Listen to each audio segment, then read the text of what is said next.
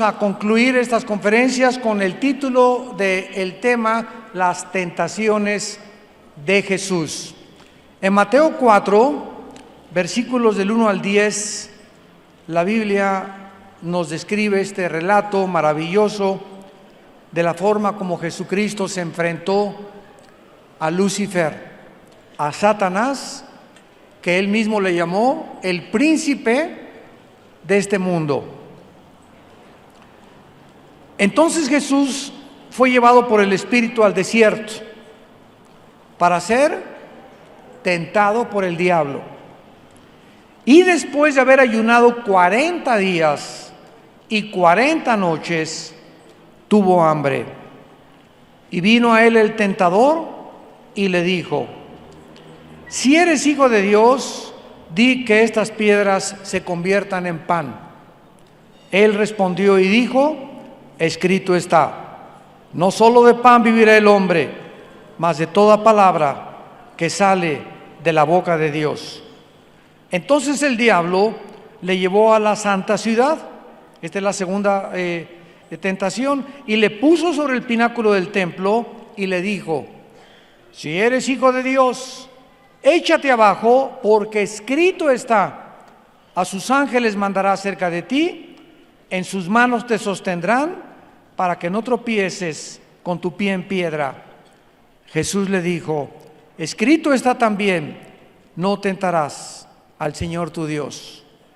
Otra vez le llevó el diablo a un monte muy alto y le mostró todos los reinos del mundo y le dijo: todo esto te daré si postrado me adorares. Entonces Jesús le dijo: vete, Satanás, porque escrito está, al Señor tu Dios adorarás y a Él solo servirás. El diablo entonces le dejó, y he aquí vinieron ángeles y le servían. Una de las verdades más importantes de la teología cristiana, y una de las verdades más importantes que la mayor parte de los no cristianos no han entendido, por lo cual no entienden todavía la verdadera personalidad ni la naturaleza humana que Cristo tuvo, aunada a la naturaleza divina, es precisamente lo que se llama la hipostasis, que significa la unión de la naturaleza divina y la naturaleza humana de Jesucristo sin que se hayan mezclado. Esto es muy importante, es bastante profundo, pero Cristo era 100% como tú y como yo. Como tú y como yo, era humano, lloró, tuvo hambre, tuvo sed y desde luego tenía que ser tentado en todas las cosas en las que nosotros hemos sido tentados, porque la naturaleza humana tenía que ser probada también. Y la naturaleza divina es porque Él era divino, Él era Dios, pero al mismo tiempo que Él era Dios, allá en el cielo el Padre y el Hijo estaban en el mismo lugar. En el principio era el Verbo era con Dios y el Verbo era Dios. Juan 1:1. Y cuando Jesucristo baja al mundo, sucede algo extraordinario, donde el Hijo no mantiene, ni tampoco discute, ni pelea quedarse en el nivel del Padre.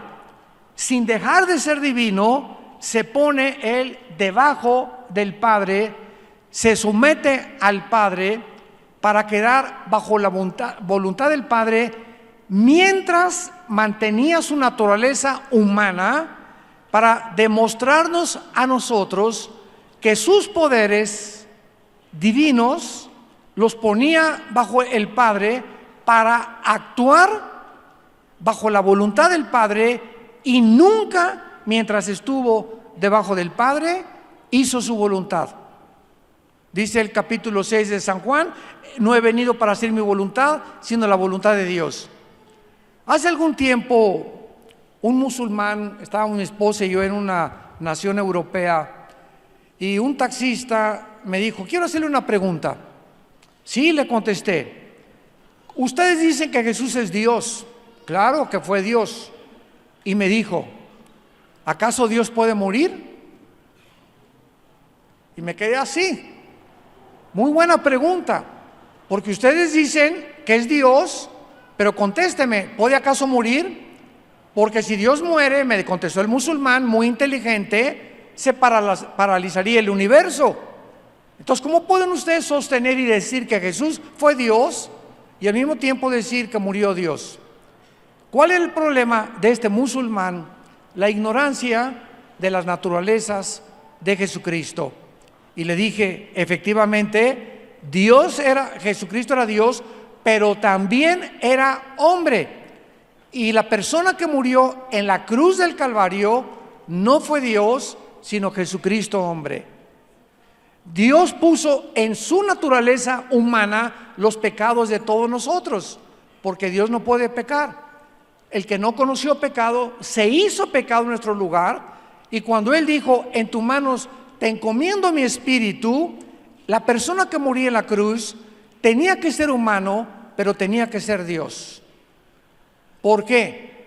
Porque un ángel no podía morir por nosotros, San Martín de Porres no podía morir por nosotros, Abraham no podía morir por nosotros, ningún papa podía morir por nosotros, porque todos los hombres hemos pecado y todos hemos sido alejados de la gloria de Dios.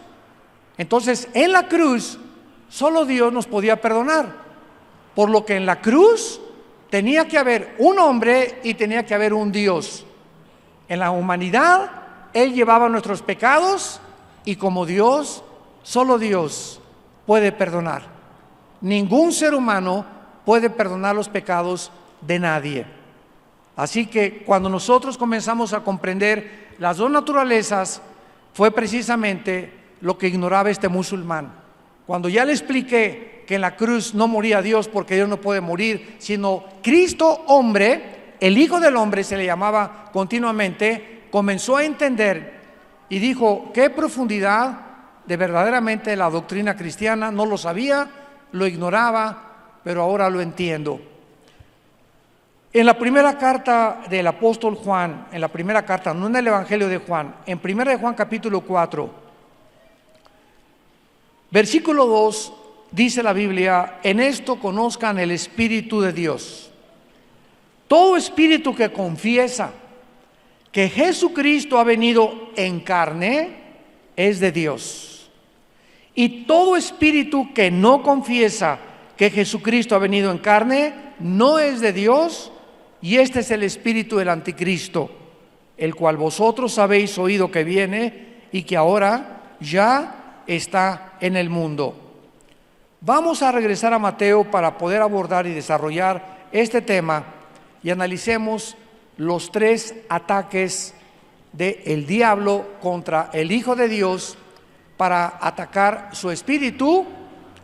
Fue un ataque contra su alma y fue un ataque contra su cuerpo, porque estos tres elementos forman también tu humanidad y mi humanidad. Somos un espíritu, tenemos un alma y vivimos dentro de un cuerpo. Así que cuando Satanás te ataque a ti y me ataque a mí, va a atacarnos de la misma forma que atacó a Jesucristo. Por eso el Espíritu Santo nos ha dejado esta descripción y esta revelación para que podamos conocer las estrategias de Satanás, la forma como debemos defendernos y el peligro que tenemos con nuestra antigua naturaleza pecaminosa. Veamos el primer ataque. Cristo tenía 40 días sin comer ni beber. ¿Hay algo de malo en comer? No, ¿verdad? Ni tampoco de beber.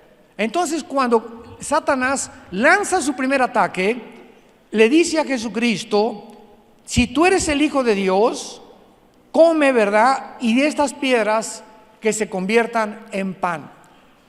¿Había algo de malo que Jesucristo le dijera a las piedras, porque Él tenía los poderes, que se conviertan en pan y alimentarse? El diablo le estaba sugiriendo a Jesucristo que hiciera algo correcto comer, porque no es pecado comer, pero de la manera ilegítima.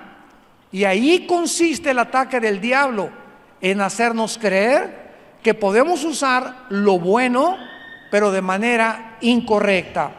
Déjenme explicarles a ustedes esta estrategia satánica. Jesucristo demuestra que tú eres el Hijo de Dios, o sea, usa tus poderes independientemente de tu Padre. No hay nada de malo comer, pero la voluntad de Dios en ese momento no era que su Hijo comiera. Y Satanás ataca la naturaleza humana, nuestros deseos de comer, la sexualidad, el deseo de beber de manera ilegítima, para que nosotros satisfagamos estas necesidades, pero fuera de la voluntad de Dios. ¿Qué problema había que Cristo comiera? Ninguno. Comer sería pecado de ninguna manera. El problema radicaba que no formaba parte del plan de Dios en ese momento que Él comiera. De la misma forma, nos ataca a nosotros sugiriéndonos que usemos todo lo bueno y lo bello que Dios nos ha dado de manera ilegítima. Por ejemplo, usa el sexo. ¿Qué tiene de malo el sexo? ¿Qué acaso no te lo dio Dios? ¿Por qué no te puedes tener relaciones con tu novio o con tu novia antes de casarte? Es un impulso biológico que Dios nos dio. Y eso lo oímos en la televisión, en los sexólogos, en psiquiatras, en psicólogos. Usa el sexo, es algo, esto es verdad. Dios nos los dio, pero no usarlo antes del matrimonio. Entonces, el diablo nos sugiere que usemos algo natural, que es la sexualidad, pero Dios no lo diseñó el sexo para ser usado antes del matrimonio. La Biblia nos enseña que el sexo solo puede ser usado dentro de la esfera y de la dimensión del matrimonio. Usar el sexo antes del matrimonio o estando casados con otra persona es una manera ilegítima y estamos violando la ley de Dios. Dice Hebreos 13:4, honroso sea el matrimonio sin mancilla, sin mancha, que no lo ensucies, porque a los adúlteros y a los fornicarios Dios los juzgará. Dice Proverbios 6:32, el que comete adulterio es falto de entendimiento, corrompe su alma y su herida es difícil de que sea sanada. El adulterio o la fornicación o usar el sexo de manera ilegítima deteriora el carácter, descompone la persona, nos cierra y nos pone un velo para poder discernir la voluntad de Dios, porque es un pecado donde estamos atentando contra nuestra propia naturaleza, con la naturaleza de otros seres humanos y arruinando nuestro matrimonio. El diablo dice, come lo que quieras, si está bueno que comas, pero no con exceso, porque comer con exceso, ¿cómo se llama? Gula, como los romanos, que ponían las mesas de los bufetes y había camarones, había tlayudas, había esto, había pozole de Puebla, pozole oaxaqueño, tamales, etcétera, etcétera. Y los romanos llegó un momento de tanta depravación que cuando ya se sentían llenos, se metían una pluma y volvían el estómago para seguir probando los demás que no habían probado. Esto se llama el pecado de la gula. Entonces, el comer es bueno, pero lo podemos usar de manera ilegítima cuando aprovechamos de la comida. Y lo mismo dice el diablo, divierte lo que quieras. Oye, divertirte no es malo. Claro que no es malo, pero no en parrandas ni en orgías tampoco. Entonces, ¿las fiestas son malas? No, las fiestas no son malas. Son malas las fiestas del mundo. ¿El baile es malo? No, de ninguna manera. A mí me encanta bailar con mi esposa, el baile, el Danubio Azul, etcétera, etcétera. música clásica, es precioso el baile, pero el pecado es mover el bote, ¿verdad?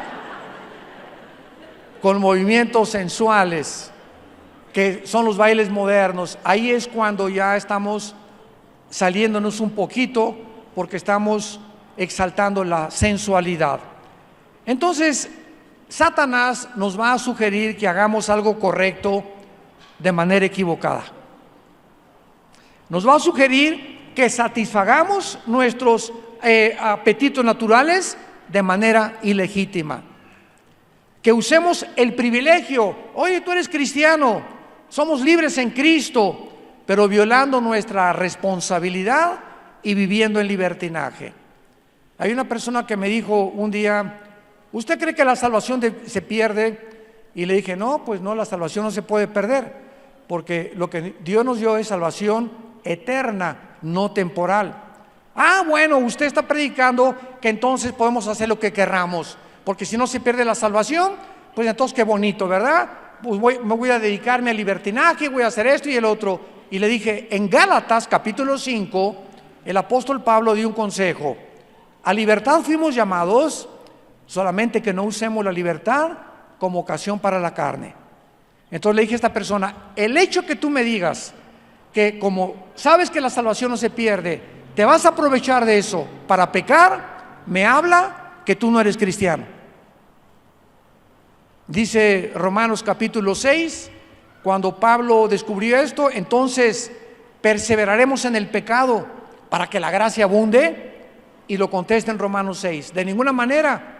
¿O no sabéis que los que hemos muerto en Cristo hemos sido bautizados en su muerte? Porque somos sepultados juntamente con Él por medio del bautismo. No es el bautismo en agua, es el bautismo en el Espíritu Santo, a fin de que vivamos para una vida nueva. Entonces tengamos cuidado cuando creamos que porque somos libres y que la salvación no se pierde, y otros creen que sí se pierde la salvación, podamos usar nuestra libertad como ocasión para la carne. ¿Cómo le contestó Cristo a este ataque a Satanás en el versículo 4? Y le dijo Jesús: escrito está, no solo de pan vivirá el hombre, sino de toda palabra que sale de la boca de Dios. Nuestra obediencia es la mejor manera de demostrar nuestra fe. Un cristiano que no es obediente no lo es porque no cree que tenga que obedecer a Dios. Y sin fe, Hebreos 11:6, es imposible agradar a Dios. Entonces el diablo nos sugiere continuamente que lo más importante en la vida es satisfacer el hambre, satisfacer la sed, satisfacer la sexualidad. Pero de repente viene Jesucristo al mundo y nos dice: hay algo más importante que comer, hay algo más importante que beber, hay algo más importante que tu sexualidad. Nadie se ha muerto por no tener relaciones sexuales, nadie. ¿Podemos realmente subsistir sin comer muchos días? No sin agua tampoco. Y Cristo nos dice: cuando tú comienzas a entender que lo más importante para satisfacer es el alimento espiritual, la palabra de mi Padre, al comer diario la Biblia, al estar en contacto con la Biblia diario, al tener comunión diario con Jesucristo y fortalecer nuestro espíritu, cuando yo tenga hambre y cuando yo tenga sed, pasan a segundo plano. Y entonces si tengo 3 o 4 meses como casado y por alguna razón vivo lejos de mi esposa y pues muchos andan arañando las paredes ya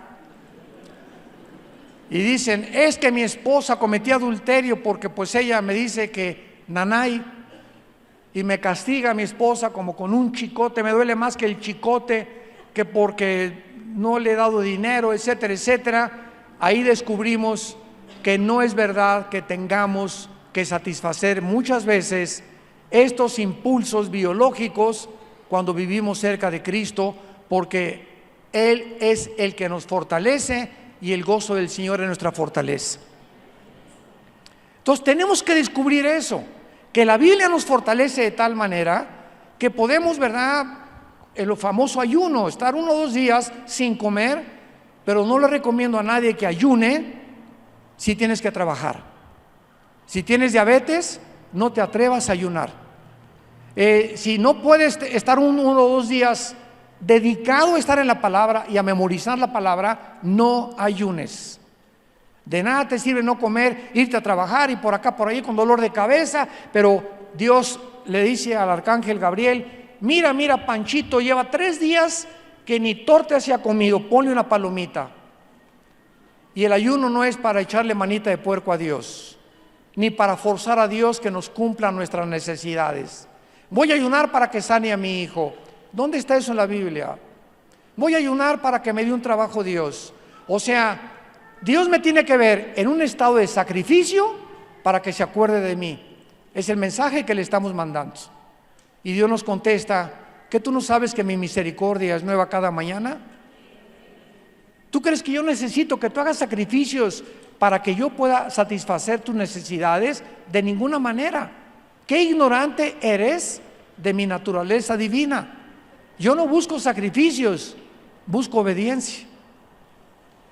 Entonces, cuando usamos el ayuno, muchos lo usan como huelga de hambre. Ya no es ayuno, ya es huelga. Y con eso van a tratar de forzar a Dios, ¿verdad?, a que les cumpla sus caprichos. Y Dios no es del PRI, ni del PAN, ni de Morena tampoco. No es un partido político, los cristianos, para que hagamos huelga de hambre y Dios nos pueda contestar. Vayamos a la segunda tentación, del versículo 5 al versículo 7. La segunda tentación.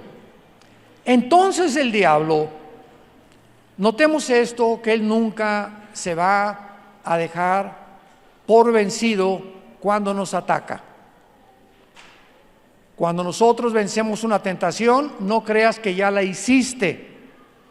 Te tienes que mantener en la fortaleza del Señor, en la palabra de Dios, orando para no caer en las tentaciones que en el futuro tiene preparadas para nosotros. Muchos de nosotros no hemos caído en tentaciones, ni hemos hecho pecados porque no hemos tenido la oportunidad. ¿No es verdad? O sea, bueno, yo me he encontrado con hermanos cristianos y muchos me dicen: mira, yo ahorita pues no he adulterado ni he fornicado. Y yo les pregunto siempre: ¿has tenido la oportunidad de hacerlo? ¿A qué te refieres? Le dije: mira, no quiero jactarme, pero una vez, me acuerdo, nosotros viajamos bastante y pues he tenido la disciplina, les contaba ahorita a unos hermanos, de levantarme temprano, estar siempre con el Señor. Siempre una disciplina férrea, que no me lavo los dientes ni nada antes de estar con el Señor en su palabra. Y entonces esa mañana tuve un muy bonito tiempo con el Señor. Me subí a un avión, mi esposa no me acompañaba. Y era precisamente la semana que le llaman en Estados Unidos el Spring Break, que es antes de Semana Santa, cuando todos los gringos, ¿verdad?, se sueltan el pelo y se destrampan y van a Acapulco, casi todos ellos jóvenes, y se emborrachan y bueno, no se imaginan lo que hacen en este tiempo muchos norteamericanos. Entonces yo iba en el avión en esa semana, siempre casi les pido en la aviación, en la compañera, que me den un pasillo. No me gusta ir junto a la ventana, porque si me tocan 2 gordos, ¿verdad?, y se duermen y quiero ir al sanitario, ahí les encargo cómo despertarlos, ¿verdad? Entonces prefiero siempre el pasillo. Y junto a mí venían 2 muchachas jóvenes y venía yo leyendo la Biblia y de repente una de ellas se puso de lado y me puso los pies en la mesita que te ponen en los aviones y me hacía así con los dedos. Y volteé yo y dije: ¿qué es esto, verdad? Dios mío, una marciana aterrizó aquí en el avión. Y pues venían las 2 muchachas, traían botellitas de whisky, llevaban como 3 o 4 cada una, y no se dieron cuenta que era la Biblia. y le dije en inglés con mucho respeto: te voy a agradecer que me quites tus pies porque están sobre mi Biblia. Cuando yo dije la palabra Biblia, ella hizo así como un resorte sus pies, sus piernas, se sentó normal y lo primero que me preguntó es: ¿qué tú eres cristiano? Le dije: soy pastor. Y en ese momento hizo así. ¿Con quién nos hemos metido, verdad? Pero yo le contesto a mi esposa como un incidente, porque en ese momento se los digo: si yo no hubiera estado fuerte y no estuviera en el Señor, aunque sea pastor, quién sabe si hubiera soportado la tentación, porque me estaban invitando después, ¿verdad?, a que bajara con ellas y que las acompañara, y pues nadie me ve, nadie en el avión me reconoció, y pues y así pensamos: nadie me ve, pero Dios observa todos nuestros caminos. Entonces yo pienso, y no lo puedo negar, si yo me descuido, yo caigo, igual que tú, igual que yo, igual que cualquiera. No somos ángeles, tenemos una naturaleza traicionera, y el que piense que está firme, mire que no caiga. Hoy platicábamos en la comida de muchos que han sido grandes hombres de Dios por muchos años y cayeron. Y ha habido cantidad de hombres en los 41, 42 años que tengo de predicar la palabra de Dios, que yo he conocido, que iban muy bien y ministerios, y salieron y por acá y por allá, y estaban aquí en la cúspide del éxito, y algo les pasó en la mitad del camino. Y me acuerdo cuando alguien muy sabio me dijo: Armando, no es como comenzamos, sino como terminamos lo que vale delante de Dios. Porque pudiste haber tenido 25 años maravillosos y 30 años maravillosos, y una pequeña locura echa a perder el perfume y una sopa, dice el rey Salomón. A los más sabios los puede echar a perder una locura, una canita al aire, un desliz por haber estado descuidados, arruina completamente nuestra vida personal, nuestra vida matrimonial, nuestro ministerio, el trabajo, nuestros hijos, por una canita al aire. Hay cosas y decisiones que tienen consecuencias que pagas muy caro después, la cosecha que tienes que recoger. Cristo lo dijo claramente: escrito está, no tentarás al Señor tu Dios. En este ataque notamos que el diablo lo lleva al pináculo de un templo, y es interesante que lo haya llevado ahí, fuera en la ciudad de Jerusalén, al pináculo del templo. ¿Por qué lo llevó ahí? ¿Por qué el diablo agarró a Jesús y lo subió hasta arriba de la punta del templo? Porque el diablo sabe lo siguiente: que la mente humana es altamente influenciada por el medio ambiente que la rodea. ¿Saben ustedes que en un partido de fútbol tú vas tranquilo y de repente se levantan las porras al Barcelona o al América, y los gritos que están por ahí te contagian a tú hacer lo mismo? Yo tengo un hijo que es pastor, Alan, y él es americanista. No le digas de las Chivas porque te deja de hablar. Dice que nada más los americanistas son espirituales. Bueno, él se disfraza cuando va al Estadio Azteca, se pone el América, lleva su, ¿cómo se llama? La cosa que es a vuelta, la matraca, etcétera, etcétera. Y ahí está grit, y siempre llega: papá, me acabé la voz. El medio ambiente donde tú te encuentras te afecta. Cuando se juntan 100 muchachas en un concierto de un muchacho como Luis Miguel, Justin Bieber, etcétera, etcétera, las muchachas en ese medio ambiente se vuelven locas. En ese medio ambiente, y verdad, y la avientan de besos y todo, y te das cuenta cómo se desborda, se desbocan emocional y sentimentalmente. No lo harían en la calle con cualquier persona. pero bajo ese medio ambiente les influye para poder desembocar todas sus pasiones y todos sus sentimientos. El ambiente donde crecimos nos puede hacer sentimentales. Yo me acuerdo la primera vez que regresé a Oaxaca, yo nací aquí en la ciudad de Oaxaca, y pasaron casi 40 años, 35 o 40 años que no volví aquí a mi tierra. Y precisamente volví cuando el pastor Betanzo me invitó una vez a predicar con ustedes. Y cuando yo me bajé el avión aquí en Oaxaca, sentí algo en mi alma que no había sentido nunca en ninguna parte donde he viajado. Y sin que yo me acordara de eso, sentí algo, ¿verdad?, que me conectó con el lugar geográfico donde Dios escogió que yo naciera.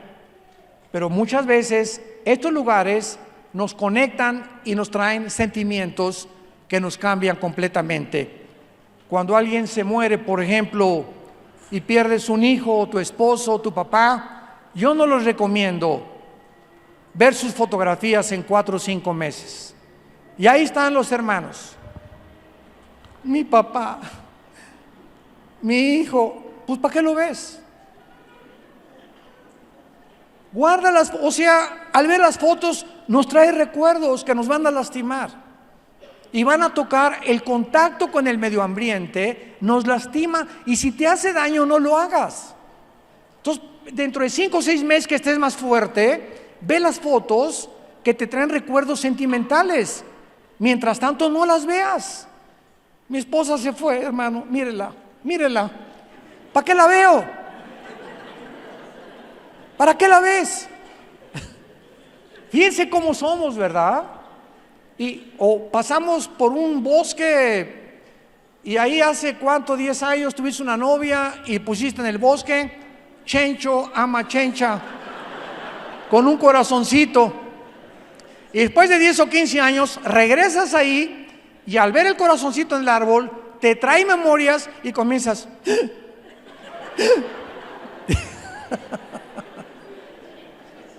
El diablo sabe que el medio ambiente en el cual podamos estar nos puede lastimar para bien o nos puede lastimar para mal. Es experto en llevarnos a nosotros a un pináculo de la fama, del poder, del éxito, de la popularidad, para ahí embriagarnos, atormentarnos y poder controlarnos. El diablo ataca los sentimientos y las emociones de las personas.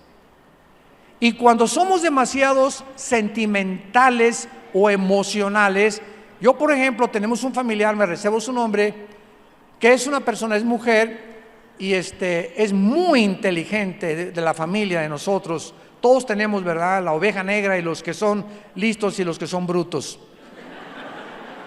O no tan inteligentes como otros, ¿verdad? Y esta persona en mi familia es una persona con doctorados y lo que ustedes quieran, pero en el área emocional es una persona tan inmadura como ustedes no se imaginan, y por eso lleva 3 matrimonios.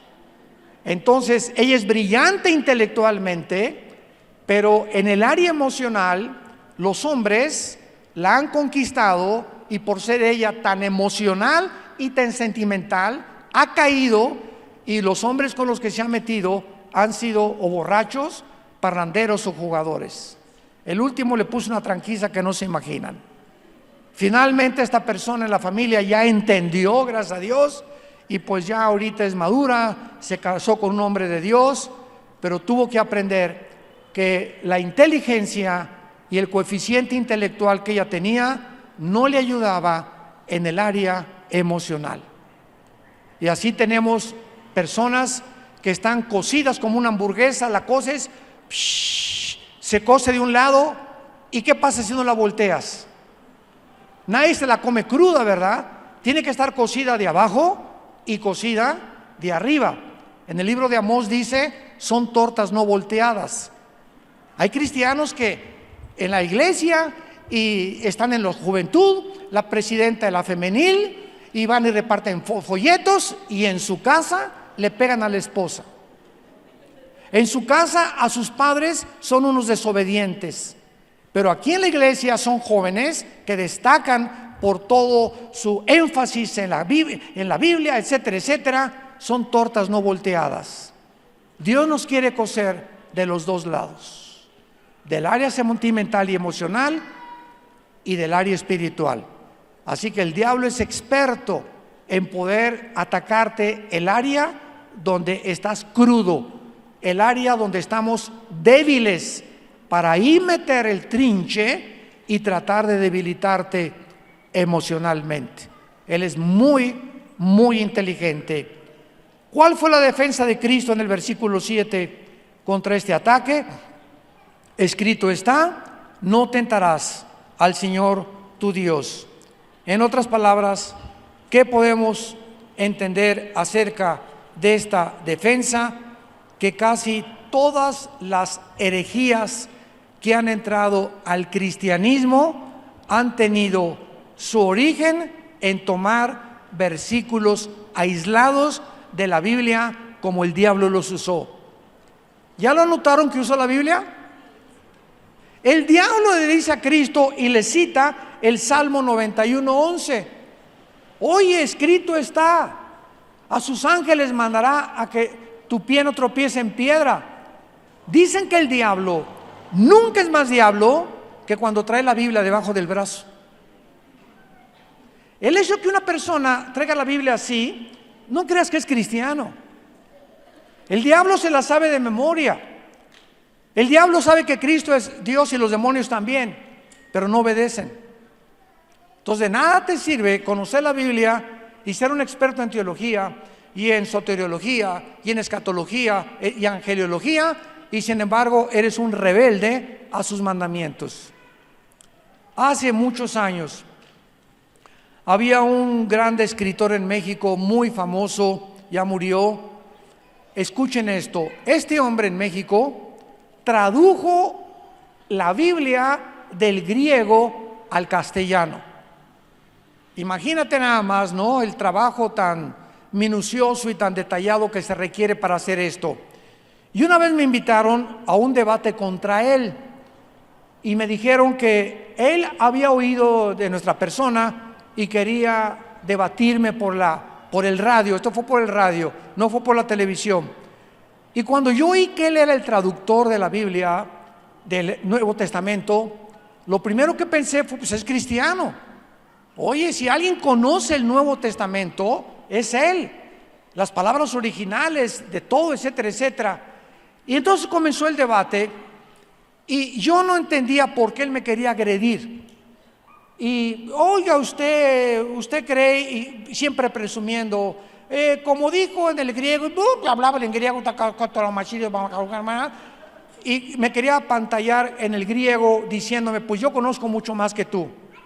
Y entonces finalmente, al descubrir yo, después de 15 minutos de estar con él en este debate, le dije lo siguiente: no hay mayor tristeza y mayor tragedia que haberlo conocido, porque esto es una persona que conoce la Biblia, pero no conoce al autor de la Biblia. Tú puedes conocer la Biblia sin conocer al autor de la Biblia, sin tener una relación con Jesucristo. Y así hay cantidad de sectas, cantidad de religiones, cantidad de personas cultísimas que conocen el Antiguo Testamento y conocen esto y el otro sin tener el conocimiento de Dios, por no tener al Espíritu Santo. Y así es exactamente el diablo. El diablo conoce la Biblia, pero no tiene una relación con Dios. Rompió su relación con Cristo. Y esta es la tragedia más grande que le puede pasar a una persona. Tú hablas con un mormón y el mormón te dice: podemos ser dioses. Y yo te lo demuestro. ¿Tú podrías, como cristiano, encontrarte un mormón, demostrarle que no somos dioses? Porque te cita que Cristo dijo, ¿qué no está escrito en los Salmos, Salmo 82, serán dioses? Entonces, ¿qué acaso no somos dioses?, dicen los mormones. ¿Tú sabes cómo contestarle? Yo recuerdo hace algunos meses que hubo un predicador en la televisión que dijo que éramos Jehová Junior. Me reservo el nombre de este predicador. Y cuando yo oí públicamente que él dijo en la televisión que éramos dioses, porque los hijos de los canguritos son canguros, los hijos de elefantes son elefantitos, y si somos hijos de Dios somos diositos, Jehová Junior. Esa fue la conclusión a la que él llegó. Tuve que debatir públicamente en un mensaje que se tituló No somos dioses. Entonces podemos tomar un versículo de la Biblia, inflarlo, llevarlo al extremo y convertirlo en una herejía. Tú te encuentras a un testigo de Jehová, es una secta tremenda, y te dicen que no existe el infierno, te dicen que Cristo es un ángel, y te dicen que Él no puede ser Dios. Ellos no creen en Cristo como Dios. ¿Le puedes contestar? ¿Le puedes debatir a un testigo de Jehová, tu vecino, porque andan por todos lados? Pues son muy insistentes. ¿Te puedes encontrar con una adventista del séptimo día? ¿Ustedes por qué no guardan el sábado? Contéstale, te gano. Yo guardo el sábado, el domingo, el lunes, el martes, el miércoles, el jueves, el viernes y el domingo. No, ¿qué nada más el sábado guardas tú? Así les digo yo. Y se quedan así, no saben qué contestar, ¿verdad? Y nada más el sábado lo guardas. Nosotros guardamos todos los días son santos para nosotros ya. Ya no hay un día específico que se nos obliga. Nos juntamos el domingo porque los apóstoles, después de la resurrección, el primer día resucitó Cristo, el Espíritu Santo en Pentecostés vino el domingo, nos reunimos el domingo. 1 Corintios 16, 1 al 2, los apóstoles partían el pan el domingo, y por eso, pero no se nos impone. Si tú trabajas en un hotel el domingo, no cometes pecado si no vienes a la iglesia, porque es el día que tú tienes que trabajar en el hotel o en el trabajo que tengas. Pero Dios quiere que tengamos un día de descanso después de 6 días de trabajo. Y el lunes puede ser para ti el día de descanso, puede ser el martes, puede ser el miércoles, es el día que tú dejas de trabajar. Y lo dedicamos completamente, ¿verdad? Con la familia y con el Señor, etcétera, etcétera. Entonces, las sectas usan la Biblia sacando de contexto, inflando un solo versículo sin tomar en cuenta todos los demás de la Biblia. Y por último lugar, el ataque más fuerte que Cristo recibe es el tercero. Mateo 4, del 8 al 10. Otra vez le llevó el diablo a un monte muy alto y le mostró todos los reinos del mundo y la gloria de ellos. Y le dijo, todo esto te daré si te hincas y me adoras. Si te pones de rodillas y reconoces que soy superior a ti. Cristo entonces le contestó, vete, Satanás, porque escrito está, al Señor tu Dios adorarás y a Él solo servirás. En este último ataque, el diablo tenía su última oportunidad de arruinar la misión de Jesucristo, y esta es la razón por la cual Cristo antes ayunó 40 días y 40 noches. Él se enfrenta a este ataque en el desierto, y es interesante que en el Evangelio de Lucas dice la Biblia que los demonios, cuando salen de una persona, andan buscando dónde reposar. Y esta palabra en el griego significa lugares donde no hay agua. ¿Por qué los demonios buscan lugares desérticos? Hay una secta que se llama Pare de Sufrir, que es del Brasil. Y en esta secta ellos enseñan a que pongas vasos de agua junto a tu cama en la noche para que los demonios no se acerquen. Tomando un versículo de la Biblia de Lucas, que los demonios buscan lugares desérticos y de alguna manera tienen fobia a el agua, para creer que si pones vasos de agua, los demonios no se acercan a tu cama ni te jalan los pies. Entonces, cuando vemos que el diablo lo lleva a un desierto, es porque el diablo trabaja precisamente en lugares despoblados para poder debilitar la naturaleza del ser humano. Y le lleva a un monte muy alto, y noten ustedes que Cristo no lo contradice. Te doy todos los reinos del mundo si te hincas y me adoras. La Biblia en Juan 12:31, en otros versículos, Cristo le llama al diablo el príncipe de este mundo.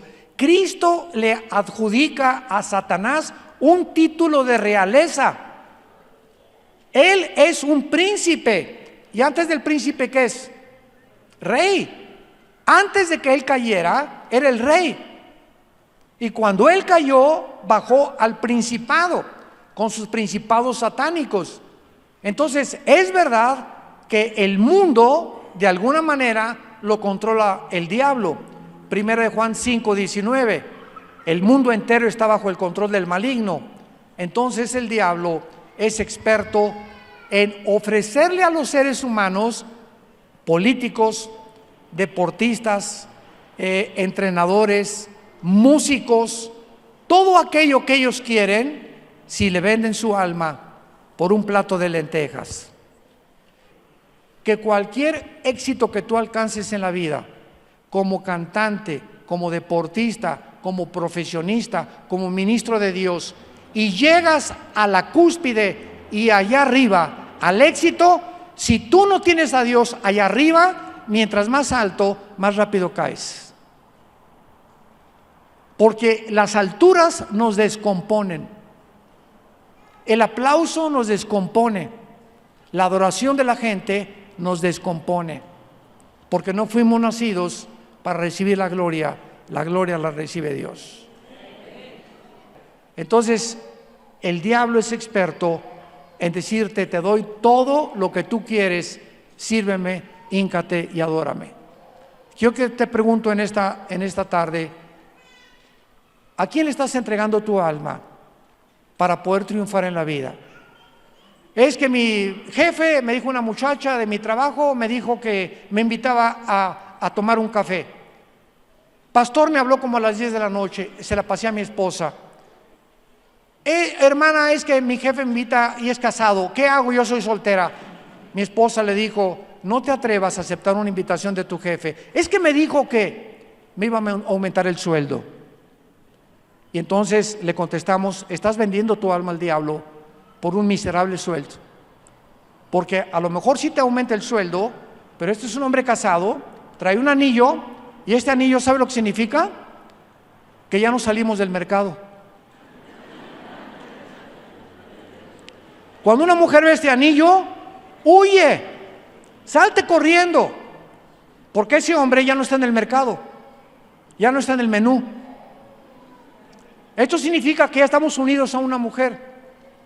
Y cuando no traes este anillo, ¿verdad?, es cuando muchos se aprovechan de ti. Entonces, ¿cuántas personas por un sueldo mejor, por venderse, por vender su cuerpo, porque el compadre me invitó con unas prostitutas, me voy de parranda con él, porque si no me voy con él es mi jefe y a lo mejor pierdo mi trabajo? ¿Cuántos de nosotros somos tentados a vender nuestra alma al diablo por un miserable plato de lentejas? Y la Biblia nos dice: ¿de qué le sirve al hombre ganar el mundo si pierde su alma? Pregúntate en esta tarde: ¿a quién estás sirviendo? ¿Quién es tu amo? ¿Qué es lo que representa Jesucristo en tu vida? Cuando venga la tentación, porque va a venir, y todos vamos a ser tentados para que nuestra fe sea probada, ¿estás seguro, estás segura de pasar la prueba? Para terminar, hace algunos años un hombre me habló a las 1 de la mañana. Oye, Armando, me dice: fíjate que mi jefe, tengo una entrevista con él a las 10 de la mañana, y me habló a su oficina hoy en la noche antes de irme a casa para decirme que quería hablar conmigo, y estoy seguro que me quiere preguntar si soy cristiano. Y entonces, ¿qué le digo? Me dijo. ¿Cómo que qué le dices? Le contesté. Pues claro que lo eres, no te avergüences jamás de decirle que eres cristiano. Bueno, porque Dios no nos ha dado un espíritu de cobardía, sino de poder. Me habló como a las 12 del día, el otro día, y me dice: oye, quiero comunicarte una buena noticia. ¿Qué pasó? Le pregunté. Me dice: fíjate que mi jefe me habló. ¿Y qué te preguntó? Que si era cristiano. Y le contesté: claro que lo soy. ¿Y sabes lo que me dijo? Qué bueno, te estaba probando para ver si realmente tienes el valor de poder ser una persona en la que yo pueda confiar. Si le hubiera dicho que no era cristiano, lo hubiera corrido. pero lo estaba probando Dios a través de su jefe para ver cómo respondía. Y así Dios nos va a probar a todos nosotros, y el día que nos avergoncemos de Él, Dios se avergonzará de nosotros y delante de sus ángeles, porque no nos ha dado Dios un espíritu de cobardía, sino de poder, de amor y dominio propio. Esta es la forma en la que demostramos a qué amo estamos sirviendo. Te damos gracias, Padre, por tu palabra en esta tarde, por estos 3 días maravillosos que nos has regalado cerca de tu palabra, para ser alimentados con ella, para que el Dios y Padre de Jesucristo, el pastor de las ovejas, por el pacto sempiterno, nos habilite, nos fortalezca y nos prepare para que hagamos siempre las cosas que son agradables delante de Él. Que nunca nos avergoncemos de haber sido llamados a servirte, todo lo contrario. Él no tuvo vergüenza en una cruz de morir en nuestro lugar, resucitar a los 3 días para prometernos que volveremos a vivir con Él después de la muerte, y saber que en esta vida tan corta que tenemos, nos la ha dado para probarnos. Porque Dios prueba el corazón, Dios prueba al ser humano. Y cuando esta prueba venga, dichosos y felices los que pasen la prueba, porque recibirán las recompensas y las coronas que Dios ha preparado para todos los vencedores. Te damos gracias, Señor, en esta tarde por los pastores de esta iglesia, los hermanos Betanzos, sus hijos, a quienes bendecimos, el círculo de servidores que ellos tienen a su alrededor, que los sostienen, oran por ellos. Te pedimos, Señor, que los guardes de todo mal y que puedan ellos continuar con la energía, la salud, las fuerzas, la iluminación, con un espíritu de sabiduría y de inteligencia, continuar guiando a tu pueblo por sendas de justicia por amor de tu nombre. Y si tú en esta tarde no tienes a Jesucristo, o tal vez te has avergonzado de Él en alguna parte de tu vida pasada, en este momento pídele perdón. Dile: Señor mío y Dios mío, me arrepiento de haberme avergonzado de ti, de haber aceptado esta oferta que me hicieron, donde me querían comprar, de haber aceptado esta proposición indecorosa que yo no merecía haber aceptado. Lávame con tu sangre, Señor, fortaléceme, porque quiero acabar la carrera sin mirar atrás y no tener nada de qué avergonzarme en el día de Jesucristo. Te pido que en este momento entres a mi corazón como mi Señor y mi Salvador. Te recibo por la fe y te doy gracias por haber muerto y pagado en la cruz con tu sangre por todos mis pecados. En el nombre de Jesús. Amén. Que Dios los bendiga. Que Dios los guarde a todos. Que Dios los fortalezca.